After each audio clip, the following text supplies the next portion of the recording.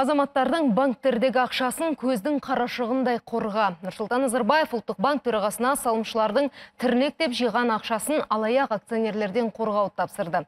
Бүгін президент Ақордада Данияр Ақышевті қабылдаған болатын. Елбасы теңгенің тағдырына қатысты да пікір білдірді.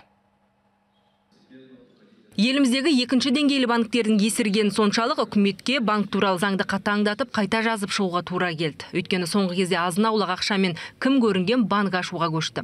Оған ұлттық банктың өзі рұқсат беретін, сөйтіп олар жалған жарнамамен аңқау елді алдап кілгейін жинайды. Алаяқ акционерлердің әрі қарайғы құйтырғы әрекеті президентке де жақсы мәлім. Потом, начинает уговаривать, бегает по улицам, по остановкам, мы даем огромные проценты, вложите деньги к нам, люди верят, идут туда, а потом акционеры воруют эти деньги или раздают своим, так называемым. Полное безобразие в банковской системе было в этом деле.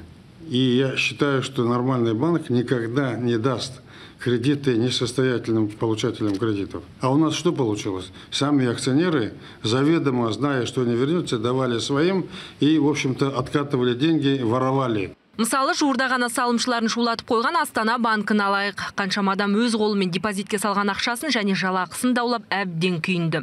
Сондықтан Назарбаев Данияр Ақышевтан бұдан былай салымшылардың шотын қаттан қорғауға пәрмен берді. Жестко должно быть. Нам не нужно огромное количество банков. Люди идут в эти банки, считая, что это государственная система.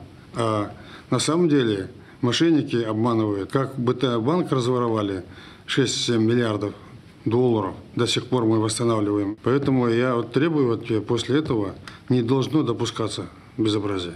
Үкімет сонда да екінші деңгейлі банктерге қамқорлығын қойған емес. Бюджеттен банк жүйесін дамытуға 3 триллион теңге бөлініпті. Бұл ақша қаржы ұйымдарын дамытуға, қайтарылмай қалған несиені жабуға жұмсалады. Мы отозвали лицензию Дельта банка. Біз Дельта, Казинвест банктерінің лицензиясын қайтарып алдық. Казком, РБК банкін сауықтырдық. 1,5 триллиондай проблемалық несиелерді жаптық. Ал қалған банктер экономикаға бір жылда 1 триллион теңгеден астам несие берді.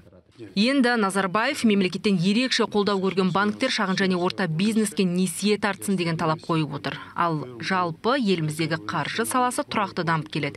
Бірінші жарты жылдықта ел экономикасы 4%-ға өскен. Және соңғы 3 жылда инфляция деңгейі бірінші рет 5,9%-ға түсіпті. Ұлттық банк 2020 жылға дейін 4%-ға жеткізуді жоспарлап отыр. Сондай-ақ президент теңгенің тағдырына да алаңдаудың қажеті жоқ деді. Ұлттық валюта бағамы түрлі себептерге байланысты аздап құбылуы мүмкін, бірақ үлкен қауіп жоқ. Жаудыр Оразхан, Роман Расулов, КТК, Астанадан.